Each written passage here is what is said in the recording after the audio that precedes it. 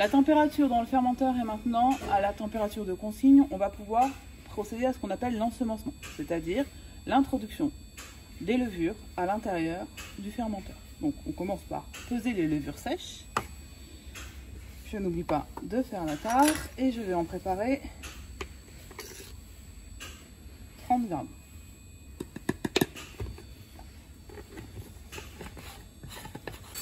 Pour mélanger aux levures sèches, je vais prélever environ 200 ml de jus sucré présent dans le fermenteur. Donc, j'ouvre à l'aide de la seringue. Je prélève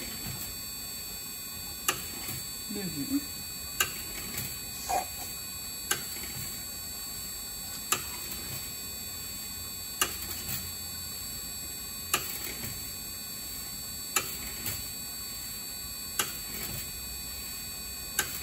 La seringue fait 50 ml, donc je fais ça 4 fois.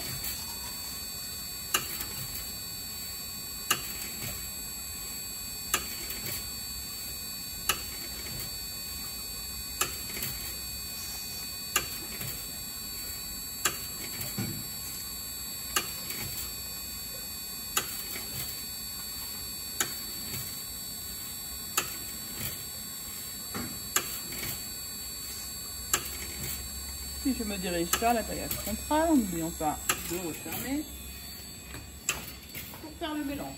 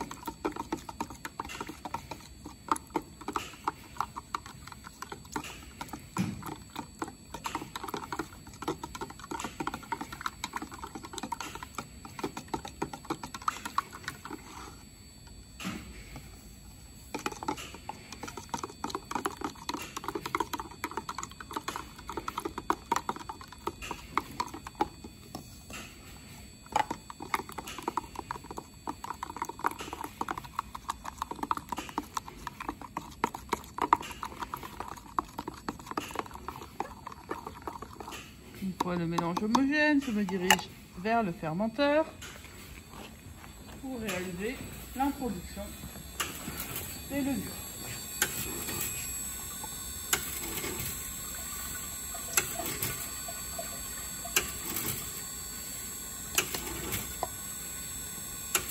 Puis je vais laisser sous agitation en agitant fortement de manière à oxygéner le mou pour que les levures puissent se développer. Donc je me dirige vers le tableau électrique et je vais mettre en place une agitation plus importante de 85.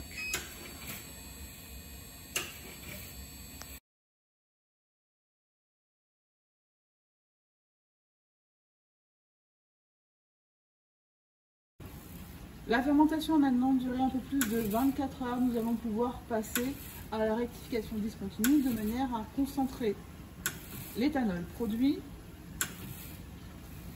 Et donc pour cela, on va d'abord vérifier que la vanne de mise à l'égout en dessous du fermenteur est bien fermée.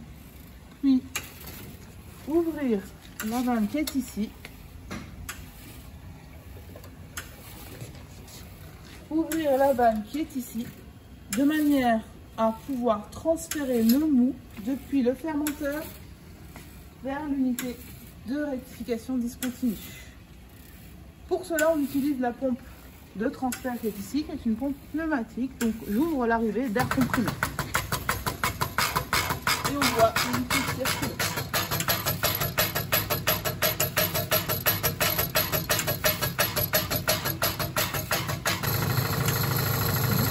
Le liquide est entièrement passé, je vais pouvoir arrêter la pompe en fermant l'air comprimé. Je n'oublie pas de fermer la vanne en dessous du fermenteur et la vanne à ce niveau-là. Je ferme aussi le bouilleur. Nous sommes maintenant sur la rectification discontinue. Donc nous avons ici un bouilleur, une colonne, un condenseur, une vanne de reflux, un bac de recette, du distillat, donc de la solution concentrée en éthanol, notre alcool. Pour pouvoir mettre en place la rectification, il va falloir chauffer le mélange qui est présent dans le bouilleur. Pour cela, on a une double enveloppe. Cette double enveloppe peut contenir soit de la vapeur de chauffe, soit de l'eau de refroidissement. Ce qui signifie que les vannes d'alimentation de la vapeur, puisque la vapeur arrive ici, peuvent être soit sur un circuit où c'est la vapeur qui va être présente, circuler, soit sur un circuit où c'est de l'eau qui va circuler. Donc on a ce qu'on appelle une vanne 300. Si vous regardez sur la vanne,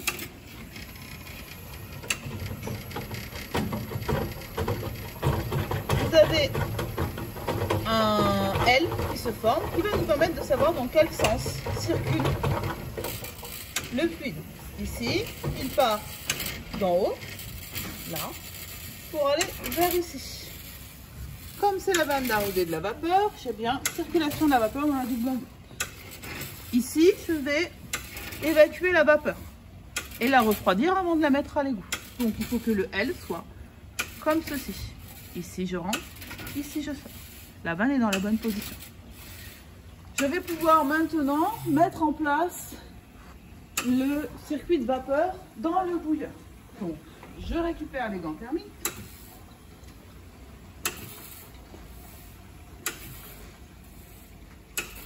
Ici, j'ai une vanne d'alimentation que je vais ouvrir. Et ici, j'ai une vanne. Cette vanne, je ne vais pas pouvoir l'ouvrir de la même manière. C'est une vanne de régulation, donc elle se règle sur le tableau de commande. Je retourne sur le tableau. Elle va se régler ici. Et je vais me mettre en mode manuel avec une ouverture de 30% de cette vanne, de manière à faire circuler de la vapeur. C'est avec ce mode manuel et ce réglage-là que je vais pouvoir pallier au problème d'engorgement. L'unité de rectification discontinue est équipée d'un système d'agitation qui permet de réguler l'ébullition et d'éviter tout emballement. Donc, maintenant que nous avons mis la chauffe en route, on va mettre en place l'agitation du moteur numéro 2. Vous voyez sur le synoptique que le moteur numéro 2 est passé de la couleur rouge où il est éteint à la couleur verte où il est allumé. Nous sommes maintenant à l'état d'équilibre, c'est-à-dire que la colonne est entièrement remplie de vapeur et de liquide et que les températures sont homogènes en haut et en bas de la colonne. Nous allons pouvoir procéder à la rectification en elle-même. Donc pour cela, nous allons régler un taux de reflux. Nous étions sur reflux total. Nous allons nous mettre sur cycle après avoir réglé le taux de reflux. Pour régler le taux de reflux, on va régler un temps de reflux et un temps de soutirage. Le taux de reflux, c'est le rapport entre le temps de reflux et le temps de soutirage. Si je veux un taux de reflux de 2, je vais noter 2 secondes ici, 1 seconde ici. Et je me mets sur cycle. Vous voyez la vanne de reflux qui s'ouvre.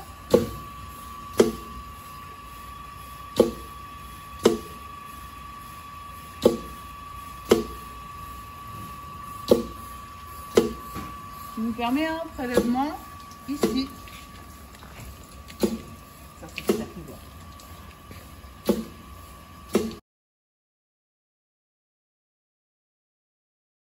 Ici, je vois que la température de tête est très haute, ce qui signifie que la qualité en termes de quantité d'éthanol présente à l'intérieur du distillat n'est pas optimale. Donc, pour réaugmenter cette qualité, je vais augmenter le taux de reflux. Donc je vais passer à un taux de reflux de 6. Vous voyez que maintenant que le taux de reflux a changé, la température diminue. Si la température diminue, cela signifie que le distillat contient plus d'éthanol.